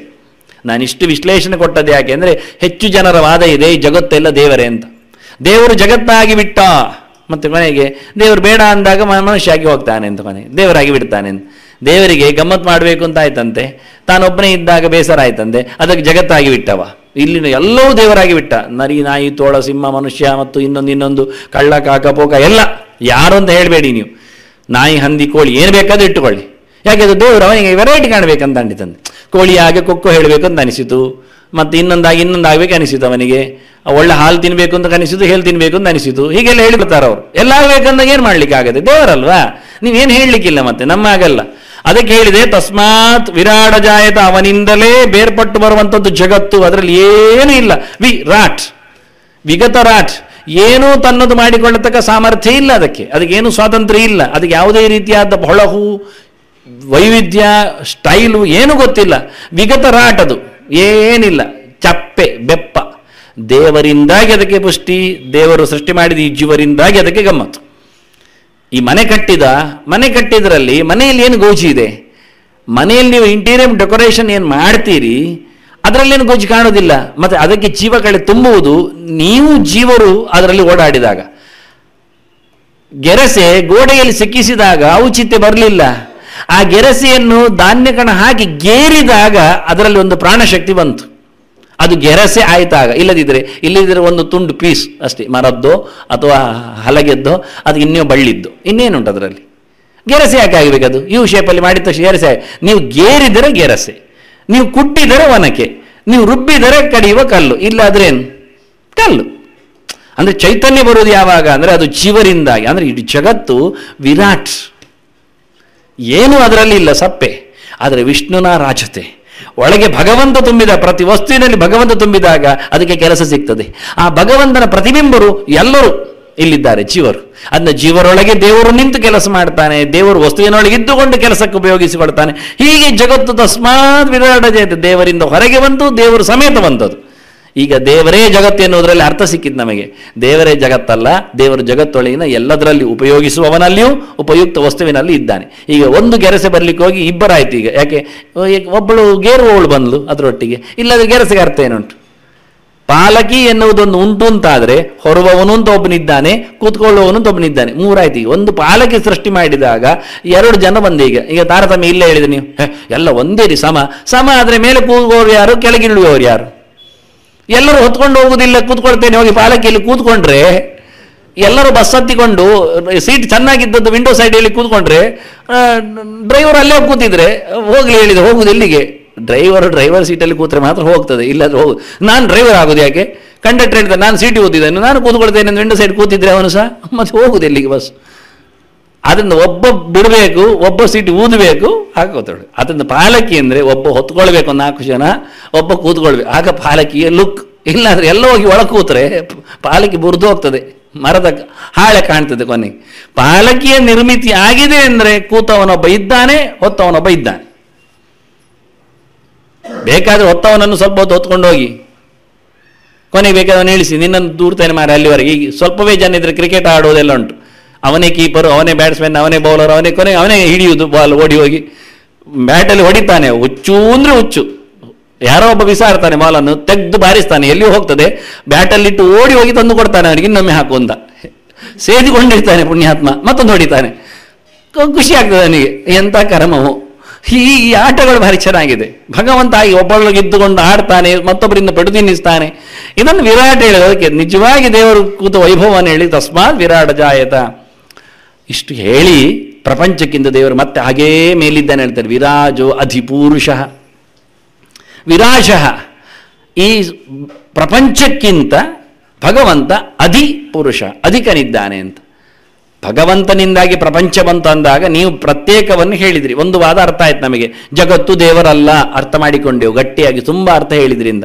ಜಗತ್ತು ದೇವರಲ್ಲ ಎನ್ನುವುದು ಗ್ಯಾರಂಟಿ ಆಯಿತು. ಜಗತ್ತಿನಲ್ಲಿ ಯಾವುದೂ ದೇವರು ಅಲ್ಲ, ದೇವರು ಇದ್ದದ್ದು, ದೇವರು ಉಳಿದಿದ್ದರಿಂದ ಅದಿದೆ. ನಾನು ಹೇಳಿದಲ್ಲ, ಗೆರಸೆ ಉಂಟು ಅಂತಾದರೆ ಅದರೊಳಗೆ ದೇವರಿದ್ದಾನೆ. ಗೆರಸೆ ಉಳಿಸಬೇಕಾದ್ರೆ ದೇವರು ಒಳಗೆ ಹೋಗ್ಬೇಕು, ಗೆರಸೆ ಕೆಲಸ ಮಾಡಿಸಬೇಕು, ಮಾಡಿಸ್ಲಿಕ್ಕೆ ಇನ್ನೊಬ್ಬಳು ವ್ಯಕ್ತಿಯ ಕೈಯಲ್ಲಿ ಗೆರಸೆಯನ್ನು ಕೊಡಬೇಕು ಅವನು. ಇಷ್ಟೆಲ್ಲ ನಿಯಂತ್ರಣ ದೇವರಲ್ಲಿದೆ ನೋಡಿ. ಯಾಕೆ ಗೆರಸೆ ಉಳಿಸ್ಬೇಕು ಅವನಿಗೆ, ಇಷ್ಟೇ. ಪಾಲಕಿ ಉಳಿಬೇಕು ಅವನಿಗೆ. ಆದ್ರಿಂದ ಒಬ್ಬನಲ್ಲಿ ನಿಂತು ಹೊರಿಸ್ತಾನೆ, ಇನ್ನೊಬ್ಬನಲ್ಲಿ ಕೂತು ಮೆರೆಸ್ತಾನೆ. ಇಲ್ಲಾಂದ್ರೆ ಪಾಲಕಿಯ ಸೃಷ್ಟಿಯೇ ವ್ಯರ್ಥ ದೇವರ ಲೆಕ್ಕದ. ಇಷ್ಟು ದೇವರು ಕೆಲಸ ಮಾಡಿಸುವ ವಿಧಾನ ಇದು. ಇದು ಅರ್ಥ ಆಯ್ತು ನಮಗೆ. ಆದರೆ ನಾವು ಹೇಳುತ್ತೇವೆ, ಸೃಷ್ಟಿಯಾದ ನಂತರ ದೇವರು ನಮ್ಮಾಗಿ ಆಗಿಬಿಟ್ರೆ ಏನಾಗ್ತದೆ? ಫರ್ಮ್ ಸ್ಟಾರ್ಟ್ ಮಾಡಿದ ನಂತರ ಕೆಲಸದವರಾಗಿ ಬಾಸ್ ಇರ್ತಾನೆ, ಇಲ್ಲಾದ್ರೆ ಕೆಲಸ ಮಾಡೋದಿಲ್ಲ ನಾಯಿಗಳು. ಅದೊಂದು ವಿಚಿತ್ರ. ಬಾಸ್ ಆಗಿ ನಿಂತರೆ ಇವರು ಗುಸುಗುಸು ಹೇಳ್ತಾರೆ ಅಷ್ಟೇ, ಮತ್ತೇನಿಲ್ಲ. ಅವನು ಬಂದು ಫೀಲ್ಡ್ ವರ್ಕಲ್ಲಿ ನಿಂತರೆ ಖುಷಿಯಲ್ಲಿ ಕೈ ಕೊಟ್ಟ ಹೇಳಿಕೊಂಡು ಅವರು ಎಲ್ಲ ನಿಂತು ಮಾಡಿ, ನಿಜವಾಗಿ ಅವನಿಗೆ ಇವರು ಎಷ್ಟು ಕಳ್ಳರು ನೋಡಬೇಕು ಅಂತ ಮಾಡೋದು. ಅವ್ರು ತಿಳಿದು ನಮ್ಮೊಟ್ಟಿಗೆ ಅವ್ರು ಮಾಡ್ತಾರೆ, ಇವ್ರು ನಿಲ್ಲುದು ಮಾಡೋದು. ನಿಜವಾಗಿ ಅವರ ಬುದ್ಧಿವಂತ ಬೇರೆ, ಇವನ ಕಥೆ ಬೇರೆ. ಹೀಗೆ ಭಗವಂತ ನಮ್ಮ ಸಮ ಅಂತ ಎರಡನೇ ವಾದ ಬಂತು. ದೇವರು ಜಗತ್ತನ್ನು ತಂದ, ದೇವರು ಜಗತ್ತು ಅಲ್ಲ. ಆದರೆ ದೇವರು ಜಗತ್ತಿನಲ್ಲಿ ಒಂದು, ನಮ್ಮ ಹಾಗೆ. ಇಲ್ಲಾದರೆ ನಡೆಯುವುದಿಲ್ಲ ಕೆಲಸ. ಹೇಳಿಕೊಂಡ್ರೆ ಅದಕ್ಕೆ ಹೇಳ್ತಾನೆ ವಿರಾಜೋ ಅಧಿಪುರುಷಃ ಅಂತ. ಈ ಬ್ರಹ್ಮಾಂಡಕ್ಕಿಂತ ಎಷ್ಟೋ ಎತ್ತರ ದೇವರು. ಅಧಿ ಅಂದರೆ ಅಧಿಕ, ಎಷ್ಟು ಅಧಿಗಿಂತ ಹೇಳಲಿಕ್ಕೆ ಆಗೋದಿಲ್ಲ ಅಂತ. ಅಧಿಕಾಧಿಕ. ಯಾವ ಕಾಲದಲ್ಲಿಯೂ ಭಗವಂತ ಯಾರ ಅಧೀನನೂ ಅಲ್ಲ. ನ ಧೀಯತೆ. ಯಾರಿಂದಲೂ ಭಗವಂತ ಎಷ್ಟು ಎತ್ತರದವನು ಅಂತ ಯೋಚನೆ ಮಾಡಲಿಕ್ಕೂ ಸಿಗದವನಾದ್ರಿಂದ ಅವನ ಅಧಿ. ಎಲ್ಲ ಅರ್ಥಗಳು ಹೊಸ ಅರ್ಥಗಳು ಎಲ್ಲ. ಅಧಿಪುರುಷ ಅವನು ಬಹಳ ದೊಡ್ಡವ, ಭಾರಿ ಎತ್ತರದಲ್ಲಿ ಕೂತಿದ್ದಾನೆ. ಯಾಕೆ ಅವನು ಪುರುಷ ಅಂದರೆ ಎಲ್ಲದರಲ್ಲಿಯೂ ತುಂಬಿದವನು, ತುಂಬಿಸಿದವನು. ಪೂರೈತೀತಿ ಪುರುಷ. ಇಲ್ಲಿ ಇನ್ನೊಂದು ಅರ್ಥ. ಇಲ್ಲಿ ಬಂದ ಪುರುಷಕ್ಕೆ ಏನು ಅರ್ಥ ಕೇಳಿದರೆ, ಎಲ್ಲವನ್ನೂ ತುಂಬಿಸಿದವನು, ಎಲ್ಲರಲ್ಲಿಯೂ ತುಂಬಿದವನು ದೇವರೇ. ನಾನು ಈಗೇನು ಇಷ್ಟು ಅರ್ಥ ಬಿಡಿಸಿ ಹೇಳಿದೆ ಅದು ಪುರುಷ ಶಬ್ದದ ಅರ್ಥ. ನಾನು ಗೆರಸೆ ದೃಷ್ಟಾಂತ ಇರಲಿ, ಪಾಲಕಿ ಬರಲಿ, ಎಲ್ಲ ತೋರಿಸಿಕೊಟ್ಟದ್ದು. ಯಾಕೆ ಅಂದರೆ ಹೀಗೆ ಬಹಳ ಅದ್ಭುತವಾದದ್ದು. ಭಗವಂತ ವಿರಾಜೋ ಅಧಿಪುರುಷ. ಈ ಬ್ರಹ್ಮಾಂಡಕ್ಕಿಂತ ಎಷ್ಟೋ ದೂರದಲ್ಲಿ, ಎತ್ತರದಲ್ಲಿ, ಯಾರಿಗೂ ನಿಲುಕಲಾಗದ ಸಂಗತಿಯಾಗಿರುವವನು, ಪ್ರತ್ಯೇಕನಾಗಿ ನಿಲ್ಲುವವನು, ಎಲ್ಲರೊಳಗೂ ತುಂಬಿದವನು, ತುಂಬಿಸುವವನು, ಪರಿಪೂರ್ಣನಾದವನು, ಅದು ಭಗವಂತ. ಇದು ಒಂದು ಅರ್ಥ. ತಸ್ಮಾದ್ ವಿರಾಡ ಜಾಯತ. ಅವನಿಂದ ಬ್ರಹ್ಮಾಂಡ ಬಂತು. ವಿರಾಜ ಅಧಿಪುರುಷ. ಬ್ರಹ್ಮಾಂಡಕ್ಕಿಂತ ಭಿನ್ನನಾಗಿ ಅದಕ್ಕೆ ಅಧಿಪತಿಯಾಗಿ ಒಬ್ಬ ಪುರುಷನು, ಚತುರ್ಮುಖನು ಅಜಾಯತ. ಅಜಾಯತ ಇನ್ನೊಮ್ಮೆ ಅರ್ಥ ಮಾಡಲಿಕ್ಕೆ. ಮೊದಲ ಗೆರೆಯಲ್ಲಿ ತಸ್ಮಾತ್ ವಿರಾಟ ಜಾಯತ, ದೇವರಿಂದ ಜಗತ್ತು ಬಂತು. ವಿರಾಜ ಅಧಿಪುರುಷ, ಅಲ್ಲಿ ಫುಲ್ ಸ್ಟಾಪ್ ಇತ್ತು. ಬ್ರಹ್ಮಾಂಡಕ್ಕಿಂತ ಅಧಿಕನು ದೇವರು, ಅಲ್ಲಿಗೆ ಆಯಿತು. ಈಗ ಹಾಗಲ್ಲ. ತಸ್ಮಾತ್ ವಿರಾಟ ಜಾಯತ, ಅಲ್ಲಿಂದ ಬ್ರಹ್ಮಾಂಡ ಬಂತು. ವಿರಾಜ ಅಧಿಪುರುಷ, ಬ್ರಹ್ಮಾಂಡಕ್ಕಿಂತ ಅಧಿಕನಾಗಿ ಪುರುಷ ಚತುರ್ಮುಖನು, ಅವನಿಂದ ಹುಟ್ಟಿ ಬಂದವನು. ಅಜಾಯತ ಮೊದಲನೇತ್ತು. ತಸ್ಮಾತ್ ವಿರಾಟ್ ಅಜಾಯತ, ಇನ್ನೊಮ್ಮೆ ಅಜಾಯತ ಅಂತ ಇಟ್ಕೊಳ್ಳಿ ಗೆರೆಯಲ್ಲಿ. ವಿರಾಜೋ ಅಧಿಪುರುಷ ಅಜಾಯತ. ಭಗವಂತನಿಂದಾಗಿ ಜಗತ್ತಿಗೆ ಬಹಳ ದೊಡ್ಡದಾಗಿರತಕ್ಕ ಒಬ್ಬ ಅಧಿಕ ವ್ಯಕ್ತಿ, ಜೀವಾಧಿಕ, ಅವನು ಚತುರ್ಮುಖ ಬಂದ. ಅಧಿಕ ಅಂದರೆ ಯಾವ ಅಧಿಕ ಅಂದರೆ ಬ್ರಹ್ಮಾಂಡದಿಂದ ಅಧಿಕನೇ ಅವನು, ಭಗವಂತನಿಂದ ಅಧಿಕ ಅಲ್ಲ ಅವನು. ಆದರೆ ಜೀವರಿಂದೆಲ್ಲರಿಗಿಂತಲೂ ಅಧಿಕನಾಗಿ ನಿಂತಿದ್ದಾನೆ. ಜೀವೋತ್ತಮನಾಗಿರತಕ್ಕ ಪುರುಷ ಅಂತ ಕರೆಯುವುದು ಚತುರ್ಮುಖನ. ಅದಕ್ಕೆ ಪುರುಷ ಹೇಳು. ಪುರುಷರಲ್ಲೇ ಅತ್ಯಂತ ಎತ್ತರದವನೊಂದ. ಪುರುಷರು ಅಂದರೆ ಜೀವರಲ್ಲೇ ಅತ್ಯಂತ ಎತ್ತರನಾಗಿರತಕ್ಕ ಮುಖ ಸೃಷ್ಟಿಯಾಗಿ ಬಂದ. ಅವನು ಬೇರೆ, ದೇವರಲ್ಲ ಅವನು. ಯಾಕೆ ಅಧಿ ಅಂದದವನು ಪ್ರತ್ಯೇಕವಾಗಿದ್ದಾನೆ, ದೇವರಿಂದ ಬಂದ. ಆದ್ದರಿಂದ ತಸ್ಮಾತ್ ಶಬ್ದ ಆಗಿದ್ದು. ತಸ್ಮಾತ್ ವಿರಾಟ ಜಾಯತಃ, ತಸ್ಮಾತ್ ವಿರಾಜ ಅಧಿಪುರುಷ. ಇನ್ನೊಂದು ಅರ್ಥ ತಸ್ಮಾತ್ ವಿರಾಟ ಜಾಯತ, ಬ್ರಹ್ಮಾಂಡದ ಅರಸನಾಗಿ ನಿಂತ ವಿಷ್ಣುವನ್ನೇ ರಾಜನಾಗಿ ಮಾಡಿಕೊಂಡವನು ಅವನು ಚತುರ್ಮುಖ. ಚತುರ್ಮುಖನಿಗೆ ಬೇರೆ ಯಾರು ರಾಜರಿಲ್ಲ. ವಿಷ್ಣು ರಾಟ್ ಯಸ್ಯ ಅಂತ ಅರ್ಥ ಆಯಿತು. ದೇವರೊಬ್ಬ ಅಧಿಕ ಬಿಟ್ಟರೆ ಚತುರ್ಮುಖನಿಗಿಂತ ಮಿಗಿಲಾದ ಒಬ್ಬ ರಾಜರು ಇನ್ನೊಬ್ಬರು ಇಲ್ಲ. ರಾಣಿ ಇದ್ದಾಳೆ ಲಕ್ಷ್ಮಿ, ರಾಜರು ಅದಕ್ಕೆ ಹೇಳಿ. ಭಗವಂತನೊಬ್ಬನೇ ರಾಜನಾಗಿ ಪಡೆದ ವ್ಯಕ್ತಿ ಯಾರು ಕೇಳಿದರೆ ಅದು ಚತುರ್ಮುಖ. ಇಂಥದ್ದೆಲ್ಲ ನ್ಯೂ ಟೈಪ್ ಕ್ವಶನ್ಸ್ಗಳೆಲ್ಲ ಸಿಗುವುದಿಲ್ಲ ನಮಗೆ. ಅದು ಅವನಿಗೆ ಅಜ ಅಂತ ಹೆಸರು. ಅಸ್ಮಾತ್ ಜಾಯತೆ ಕೇವಲ ಇತ್ಯಾಜಃ ಅಂತ. ಚತುರ್ಮುಖನಿಗೆ ಒಂದು ಹೆಸರು ಅಜ ಅಂತ. ಅಜ ಅಂದರೆ ಹುಟ್ಟದವನು ಅಂತ ಅರ್ಥ ಅಲ್ಲ, ಅದೊಂದು ಅರ್ಥ. ಲೋಕದಲ್ಲಿ ಹುಟ್ಟದವನು ಅಂತ ಕಷ್ಟದಲ್ಲಿ ಅರ್ಥ. ಇದು ಇನ್ನೂ ಚಂದ ಅರ್ಥ ಅಂದರೆ ಅಸ್ಮಾತ್ ಜಾತಃ ಅಂತ, ದೇವರಿಂದ ಬಂದವನು ಅಂತ. ಅವನು ದೇವರಿಂದ ಮಾತ್ರ ಬಂದವನು, ನೀನು ಯಾರಿಂದ ಬರುವುದೇ ಇಲ್ಲ ಅವನು. ಚತುರ್ಮುಖನ ಸೃಷ್ಟಿ ಇನ್ಯಾರಿಂದಲೂ ಇಲ್ಲ, ಅದನ್ನು ವಿಶೇಷವನತ್ತು. ಹಾಗಾಗಿ ಅವನು ಅಜ ಅಂತ ಕರೆಯಲ್ಪಡ್ತಾನೆ. ಅದಕ್ಕೆ ಇಲ್ಲಿ ಅದನ್ನು ಹೇಳಿದ್ದು ತಸ್ಮಾತ್ ವಿರಾಡ ಜಾಯತ. ವಿಷ್ಣುವನ್ನೇ ರಾಜನನ್ನಾಗಿಸಿಕೊಂಡ, ವಿಷ್ಣುನೊಬ್ಬನನ್ನೇ ರಾಜನ ಮಾಡಿಕೊಂಡಂತಹ ಚತುರ್ಮುಖ ಬಂದ. ವಿರಾಜ ಆದಿಪುರುಷ, ಚತುರ್ಮುಖನಿಗಿಂತ ಭಗವಂತ ಮೇಲಿದ್ದಾನೆ. ಇದು ಇನ್ನೊಂದು ಅರ್ಥ. ದೇವರು ಎಷ್ಟು ಎತ್ತರ ಇದ್ದಾನೆ ಅಂದರೆ ಜೀವೋತ್ತಮನಾದ ಚತುರ್ಮುಖನಿಗಿಂತಲೂ ಮೇಲಿದ್ದಾನೆ. ತಸ್ಮಾತ್ ವಿರಾಡ ಜಾಯತ, ಭಗವಂತನಿಂದಾಗಿ ಚತುರ್ಮುಖ ಬಂದ. ವಿರಾಜ ಆದಿಪುರುಷ, ಅವನಿಂದಾಗಿ ಮತ್ತೊಂದು ಪುರುಷ ಬಂದ. ಯಾರು ಅವನು ಅಂದರೆ ಅವನು ತತ್ಪುರುಷ, ರುದ್ರದೇವರು ಹುಟ್ಟಿದ. ಇದು ಅರ್ಥ. ಎಷ್ಟು ಈ ಮಂತ್ರದಲ್ಲಿ ಸೃಷ್ಟಿ ಹೇಳ್ತಾರೆ ಕೇಳಿದ್ರೆ ನೀವು ಎಷ್ಟು ಅರ್ಥ ಹೇಳ್ತೀರೋ ಅಷ್ಟು ಸಿಗುತ್ತೆ ಇಲ್ಲಿ. ಯಾರ್ಯಾರೆಲ್ಲ ಬರ್ತಾ ಇದ್ದಾರೆ ಸೃಷ್ಟಿಯಲ್ಲಿ. ಅದಕ್ಕೆ ಸ್ರಷ್ಟಾರಂ ಸರ್ವಲೋಕಾನಾಂ ಹೇಳಿತ್ತು. ಭಗವಂತ ಇಡೀ ಜಗತ್ತನ್ನು ಸೃಷ್ಟಿ ಮಾಡಿದವನನ್ನು ಚಿಂತನೆ ಮಾಡ್ತಾ ಅಭಿಷೇಕ ಮಾಡಿಕೊಳ್ಳಿ. ನಿಮಗೆ ಅಭಿಷೇಕಕ್ಕೆ ಹಂಡೆಯಲ್ಲಿ ನೀರು ಎಷ್ಟು ಉಂಟು, ತಂಬಿಕೆಯಲ್ಲಿ ಎಷ್ಟು ಹಿಡಿತದೆ, ಎಷ್ಟು ಸರ್ತಿ ನಿಮಗೆ ಚಳಿ ಆಗೋದಿಲ್ಲ, ಅಷ್ಟು ಅರ್ಥ ಆಗ್ತದೆ ಅರ್ಥ. ಮತ್ತು ಜಾಸ್ತಿ ಆದಾಗೆ ಚಳಿ ಜೋರಾದರೆ ಅರ್ಥ ಕಮ್ಮಿ ಆಗ್ತದೆ. ತಸ್ಮಾತ್ ವಿರಾಡ ಜಾಯತ ವಿರಾಜೋ ಅಧಿಪುರುಷ. ಮತ್ತು ಇನ್ನೊಂದು ತಂಬಿ ತಸ್ಮಾತ್ ವಿರಾಡ ಜಾಯತ ವಿರಾಜ ಅಧಿಪುರುಷ. ಎಲ್ಲ ಅರ್ಥ ಗೆರಸೆ ಅರ್ಥ, ಬಾಲಕಿ ಅರ್ಥ ಎಲ್ಲ ನೆನಪಾದ ಹಾಗೆ, ಒಂದೊಂದೇ ಅರ್ಥ ನೆನಪಾದ ಹಾಗೆ ಸ್ನಾನ ಸ್ಲೋ ಆಗ್ತದೆ. ತಸ್ಮಾತ್ ವಿರಾಡ ಜಾಯತ ವಿರಾಜ ಅಧಿಪುರುಷ ಸಜಾತೋ ಅತ್ಯರಿಚ್ಯತ ಪಶ್ಚಾತ್ ಭೂಮಿಂ ಅಥೋ ಪುರಃ ಅಜಾಯತ. ಇನ್ನು ಅಜಾಯತ ತನ್ನಿಬೇಕದು ಎಲ್ಲಿ ಪಶ್ಚಾತ್ ಭೂಮಿಂ ಅಜಾಯತ ಪಶ್ಚಾತ್ ಪುರಃ ಅಜಾಯತ. ಏನು ಅಜಾಯತ ಶಬ್ದವನ್ನು ಎಷ್ಟು ಸರ್ತಿ ಹಾಕ್ಕೊಳ್ಬಹುದು. ಇನ್ನು ಬೇರೆ ಏನು ತರ್ತೀರಾ, ಏನು ಬೇಕಾದ್ರೆ ತನ್ನಿ. ಅತ್ಯಧಿಷ್ಠತ ಹಾಕ್ತೀರಾ ಅದನ್ನು ಹಾಕ್ಕೊಳ್ಳಿ, ಅತಿರೋತಿ ಹಾಕ್ತೀರಾ ಅದು ಹಾಕ್ಬೋದು, ಅಜಾಯತ ಹಾಕ್ತೀರಾ, ಯಾವುದು ನಡೀತದೆ ಇಲ್ಲಿ. ಎಲ್ಲ ಕ್ರಿಯಾಪದಗಳನ್ನು ಇಟ್ಟುಕೊಳ್ಳುವ ಹಾಗೆ ಈ ಮಂತ್ರಗಳನ್ನು ಉಪಯೋಗಿಸಿಕೊಂಡಿದ್ದಾರೆ ವಾಕ್ಯಗಳು. ಅದಕ್ಕೆ ನಾನು ಹಾಗೆ ಹೇಳಿದೆ ವಿರಾಜ ಅಧಿಪುರುಷ ಪುರುಷ್ಟಾಪ ಅಂತ. ಅಷ್ಟು ಸಣ್ಣ ಗೆರೆಯಲ್ಲಿ ಅರ್ಥಪೂರ್ತಿ ಮಾಡಲಿಕ್ಕೆ ಬರುತ್ತೆ ಅಂತ. ಸಜಾತಃ ಅತ್ಯರಿಚ್ಯತ ಸಹ ಜಾತಃ. ಮೊದಲು ಬೇಕಾದರೆ ಬ್ರಹ್ಮಾಂಡ ಇಟ್ಟುಕೊಳ್ಳಿ. ಹುಟ್ಟಿ ಬಂದ ಬ್ರಹ್ಮಾಂಡ ಗಮ್ಮತ್ತಾಗಿ ಬೆಳೆಯಿತು ಅಂತಾನೆ ಜೀವಜಾತಗಳಿಂದಾಗಿ. ಬ್ರಹ್ಮಾಂಡ ಮನೆಯನ್ನು ನಾನು ಹಾಗೆ ಹೇಳಿದೆ, ಮನೆ ಎನ್ನುವುದು ಸುಮ್ಮನೆ ಕಟ್ಟುವುದಲ್ಲ, ಅದು ಭೂತಗಳ ಬಂಗಲೆ ಆಗಬಾರ್ದು. ಯಾರಿಲ್ಲ ಅಲ್ಲಿ ಏನಾಗಿದೆ ಏನು. ಹಿಂದೆ ಎಲ್ಲ ಸುಮಾರು ಜನ ಇದ್ರು, ಮತ್ತೆ ಈಗೆಲ್ಲ ಕೈಕಾಲ ಮುರಿದು ಸತ್ತೇ ಹೋದ್ರು, ಮತ್ತೆ ಇನ್ಯಾರು ತಗೊಳ್ಳೋದಿಲ್ಲ ಅದನ್ನು, ಯಾರಿಗೂ ಬೇಡ. ಅದಾಗಬಾರ್ದು. ಮನೆ ತುಂಬ ಜನ ಇರಬೇಕು, ಓಡಾಡ್ತಿರ್ಬೇಕು, ಎಲ್ಲ ಕೆಲಸ ಆಗಬೇಕು. ಒಂದು ಕಡೆಯಲ್ಲಿ ಅವಲಕ್ಕಿ ಕುಟ್ಟುವುದು, ಇನ್ನೊಂದು ಕಡೆಯಲ್ಲಿ ಒಗ್ಗರಣೆ ಹಾಕುವುದು, ಮತ್ತೊಂದು ಕಡೆಯಲ್ಲಿ ನೀರು ಸೇದು. ಈ ನೀರು ಸೇದು ಶಬ್ದವೇ ಕೇಳೋದಿಲ್ಲ, ಗರ ಗರ ಎಲ್ಲಿಂಟಿಲ್ಲ, ಬಾವಿಯೇ ಇಲ್ಲ ನೀರು ಸೇದುವುದೆಂದು, ರಾಟೆ ಇಲ್ಲ ನೀರು ಸೇದುವುದು, ಹಗ್ಗವೇ ಇಲ್ಲ ನೀರು ಸೇದುವುದು. ಹೇಗೆ ನೀರೇ ಬೇಡ ನಮಗೆ, ಮತ್ತೆ ನೀರಿಲ್ಲದೆ ಬದುಕ್ತಾ ಇದ್ದೇವೆ ನಾವೀಗ ನೋಡಿ. ಅಷ್ಟು ಮುಂದೆ ಹೋಗ್ತಾ ಇದ್ದೇವೆ, ಓಡ್ತಾ ಇದ್ದೇವೆ, ಭಾಳ ಕಷ್ಟ ಆಗ್ತಾ ಇದೆ. ಆದರೆ ಬಾವಿ ನೀರು ಸೇದುವುದು, ಹೊತ್ತು ತರುವುದು, ನಾವೆಲ್ಲ ಸ್ಟೋಕ್ ಹೇಳ್ತಿದ್ದೇವೆ ಪ್ರದಕ್ಷಿಣೆಯಾಗಿ ಬರಬೇಕು ಕೇಳಿದರೆ. ನವಮಾಸ ತುಂಬಿದ ಹೆಣ್ಮಗಳು ನಿಟ್ಟೆಯಲ್ಲಿ ಕೊಡಪಾನವನ್ನು ನೀರು ತರುವಾಗ, ಫುಲ್ಲು ತುಂಬಿದ ನೀರು ತರುವಾಗ ಹೇಗೆ ಹೆಜ್ಜೆ ಇಡ್ತಾಳೋ, ಒಳಗೆ ಹೊಟ್ಟೆ ಮೇಲೆ ಗಮನ, ನೀರಿನ ಮೇಲೆ ಗಮನ, ಸೀರೆ ಮೇಲೆ ಗಮನ, ಹೆಜ್ಜೆ ಮೇಲೆ ಗಮನ, ಅದು ಮಣ್ಣಿನ ಪಾತ್ರೆ ಬಿದ್ದರೆ ಮತ್ತೆ ಅತ್ತೆ ಗಲಾಟೆ, ಇದೆಲ್ಲ ಇಟ್ಟುಕೊಂಡು ಹೆಜ್ಜೆ ಇಡಬೇಕು ಅವಳು ನೋಡಿ. ಈಗ ಕೊಡಪಾನ, ನೀರು, ಪ್ರದಕ್ಷಿಣೆ ಎಂತ ಹೇಳ್ತೀರಿ ಕೇಳ್ತಾರೆ. ಇದೆಲ್ಲ ಉಂಟಾ? ಚಿತ್ರ ಮಾಡಿ ತೋರಿಸಿದ್ರೆ ಈಗ ಆಗ್ತದ ಕೇಳ್ತಾರೆ. ಡಾಕ್ಟ್ರು ಮೊದಲೇ ಹೇಳ್ತಾರೆ 3 ತಿಂಗಳಾದಾಗಲೇ ನಡಿಲಿಕ್ಕಿಲ್ಲ ಅಂತ, ಮತ್ತೆ ನೀರು ಹೊತ್ಕೊಳ್ಳೋದು ಎಲ್ಲಿ ಬಂತು? ಅದು ಕೊಡಪಾನ ಬೇರೆ, ಈ ಪ್ರಶ್ನೆ ಇಲ್ಲ. ಮತ್ತೆ ಮೊದಲೇ ಹೇಳ್ತಾರೆ ಮನೆ ಮಂದಿ ಸುತ್ತಲೆಲ್ಲ ಹೇಳಿಕೊಂಡು ಅತ್ತೆ ಮನೆಯಲ್ಲಿ ಮಾತ್ರ ಇಡಬೇಡ ಅಂತ. ಮತ್ತೆ ಈ ಪ್ರದಕ್ಷಿಣೆ ಸತ್ತೇ ಹೋಗ್ತದೆ. ಆಗ ನಾವು ಹೆಸರಿನಲ್ಲಿ ಹೇಳುವಾಗ ಎಲ್ಲಿ ಅರ್ಥ ಆಗ್ಲಿಕ್ಕೆ ಆಗತ್ತೆ? ಅದು ಸಜಾತೋ ಅತ್ಯರಿಚ್ಯತ. ಹುಟ್ಟಿದ ಬ್ರಹ್ಮಾಂಡ ಬಹಳ ಗೂಜಿ ಗದ್ದಲದಲ್ಲಿ ಮೆರೀತಂದೆ. ಅತ್ಯರಿಚ್ಯತ ಅಂತ ತುಂಬ ಖುಷಿ ಪಟ್ಟಿತು, ಸಂಭ್ರಮಿಸಿತು. ಎಲ್ಲ ಸೃಷ್ಟಿ ಮಾಡಿ ದೇವರು ಕೊಟ್ಟಂತೆ ದೇವತೆಗಳಿಗೆ ಒಳಗೋಗಿ ಅಂತ. ಒಳಗೋಗಿ ಹೊರಗೆ ಬಂದ್ರಂತೆ. ಬೇಡ ಅಂದರು. ಯಾಕೆ? ಗಮ್ಮತ್ತಿಲ್ಲ ಅಂದರು. ಗಮ್ಮತ್ತು ಯಾಕಿಲ್ಲ? ದನ ಸೃಷ್ಟಿ ಮಾಡಿ ಕೊಟ್ಟರು, ಕುದುರೆ ಸೃಷ್ಟಿ ಮಾಡಿ ಕೊಟ್ಟರು, ಕತ್ತೆ ಸೃಷ್ಟಿ ಮಾಡಿ ಕೊಟ್ಟರು, ಎಲ್ಲ ಸೃಷ್ಟಿ ಮಾಡಿ ಕೊಡ್ತಾ ಇದ್ದಾರೆ. ಮಾಡೆಲ್ ನೋಡಿ ಇದು ಹೇಗೆ ಉಂಟು ಹೇಗುಂಟು ಅಂತ. ಎಲ್ಲದರೊಳಗೆ ಹೋಗಿ ಬಂದ್ರಂತೆ ದೇವತೆಗಳು. ಚೆನ್ನಾಗಿಲ್ಲ, ಸರಿ ಇಲ್ಲ. ಮತ್ತೆ ಮನುಷ್ಯ ಪ್ರಾಣಿಯನ್ನು ಸೃಷ್ಟಿ ಮಾಡಿ ಕೊಟ್ಟಂತೆ ದೇವರು. ಇದು ಗಮ್ಮತ್ತುಂಟು, ಸಮ್ಮ ಉಂಟು ಹೇಳಿದ್ರಂತೆ. ನಮಗೆ ಹೇಗೆ ಬೇಕಾದ್ರೆ ಇದನ್ನು ತಿರುಗಿಸ್ಲಿಕ್ಕೆ ಬರ್ತದೆ. ಎಷ್ಟು ತಿರುಗಣೆ ಆಗಿದ್ರು ಟೈಟ್ ಆಗುದಿಲ್ಲ. ಇದು ಬಹಳ ಅದ್ಭುತ. ದೇವತೆಗಳು ಎಷ್ಟು ಪೆಟ್ಟು ಕೊಟ್ಟರು ಕೆಲಸ ಆಗುವುದಿಲ್ಲ ಇಲ್ಲಿ ಕೇಳಿದ್ರೆ ಇದೇ ಪ್ರಾಣಿ, ಮನುಷ್ಯ ಪ್ರಾಣಿ ಎಲ್ಲ ಉಂಟು ಇಲ್ಲಿ ಅಂತಾರೆ. ಸಾಕವನ್ನ ಮದಾಮಹಿ ಅದವರ ವಾಕ್ಯ, ನನ್ನದಲ್ಲ. ಎಲ್ಲ ಸೇರಿ ನುಂಗ್ಲಿಕ್ಕಾಗತ್ತೆ, ತಿನ್ಲಿಕ್ಕಾಗತ್ತೆ ಅಂದ್ರಂತೆ. ಎಷ್ಟು ಬೇಕಾದ್ರೂ ತಲೆ ಬೋಳಿಸ್ಬೋದು ಇದ್ರದ್ದು, ಎಷ್ಟು ಬೇಕಾದ್ರೂ ಇದನ್ನು ತಲೆ ಕೆಳಗೆ ಯಾವ ಪ್ರಾಣಿ ಮೋಸ. ನೀವು ನೋಡಿ, ಪಾಯಸ ಹಾಕಿಡಿ, ತಿಂದು ಹೋಗ್ತದೆ. ಕಾಗಿಯೋ ಗುಬ್ಬಚ್ಚಿಯೋ ಪ್ರಾಣಿಗಳೋ ಇಲಿಗಳೋ ಎಲ್ಲ. ಅದಕ್ಕೆ ಮರುದಿವಸ ಏನಾದರೂ ಒಂದು ಹಾಕಿ ಪಾಯ್ಸನ್ ನೀವು ಎಂಥದ್ದು ಹಾಕಿ, ಪಾಯ್ಸನದ ಅದಕ್ಕೇನು ಬರ್ದು ಹಾಕಬೇಕಲ್ಲ ಚೀಟಿಯಲ್ಲಿ, ಎಂಥದ್ದಾಗಿ ಮೋರಿ ತೊಳೆಯುವ ಪೌಡರ್ ಬೇಕಾದರೂ ಹಾಕಿ ನೀವು, ಅದಕ್ಕೆ ಅದು ಪಾಯಸನೇ ಕರ್ಮ. ನಮಗೆ ಅದು ಮೋರಿ ತೊಳೆಯುವುದು ಮಾತ್ರ ಇಟ್ಕೊಳ್ತದೆ, ಅದಕ್ಕೆ ಅದು ಪಾಯ್ಸನೇ, ಆಹಾರ ಅಲ್ಲ. ತಿನ್ನದಂಥದ್ದು ಆದ ತಕ್ಷಣ ಮುಗಿಯಿತು. ಮರುದಿನ ನೋಡ್ತದೆ 3 ಸುತ್ತು ಬರ್ತದೆ, ಅದಕ್ಕೆ ಮನುಷ್ಯ ಪ್ರಾಣಿ ಕೆಟ್ಟಿದೆ ಇವತ್ತಿಂದ ಹೇಳಿ ಹೋಗ್ತದೆ. ತಿನ್ನುವುದಿಲ್ಲ. ಎಲ್ಲಿಯಾದರೂ ಮೂಸಿ ಚೂರಾದರೂ ಟೇಸ್ಟ್ ಮಾಡಿ ಹೋಗಿದ್ರೆ ಆಚೆ ಹೋಗಿ ಅದನ್ನು ವಾಂತಿ ಮಾಡಿ ಗರಿಕೆಯೆಲ್ಲ ತಿಂದು, ಅದು ಗರಿಕೆ ತಿಂದು ವಾಂತಿ ಮಾಡೋದು, ಅದರ ವಿಚಿತ್ರ ರೋಗ. ಭಾಳ ಚೆನ್ನಾಗಿ ತಿಂದದ್ದು ಹೊರಗೆ ತರ್ತದೆ, ಅದು 3-4 ಗಂಟೆ ನಂತರ ಹೊರಗೆ ತರ್ತದೆ. ಹೇಗೆ ಕೇಳಿದರೆ, ಹೊರಗೆ ಹೋಗಿ ಹುಲ್ಲೆಲ್ಲ ತಿಂದು ಸರಿ ಮಾಡಿಕೊಂಡು ಬೆಕ್ಕು ವಾಂತಿ ಮಾಡಿ ಹೋಗ್ತದೆ. ಬೆಕ್ಕು ನಾಯಿಯೂ ಗರಿಕೆ ತಿಂತದೆ, ಸರಿ ಮಾಡಿಕೊಂಡು ಹೋಗ್ತದೆ. ಗೊತ್ತಾಯ್ತದೆ ಇದು. ನಾಳೆ ನೀವು ಶುದ್ಧ ಪಾಯಸ ಇಟ್ಟರು ನಿನ್ನ ಮೋಸ ಕತೆ ಗೊತ್ತಾಗಿದೆ, ನೀನೇ ತಿನ್ನು ಮಗನೇ ಹೇಳಿ ಹೋಗ್ತದೆ.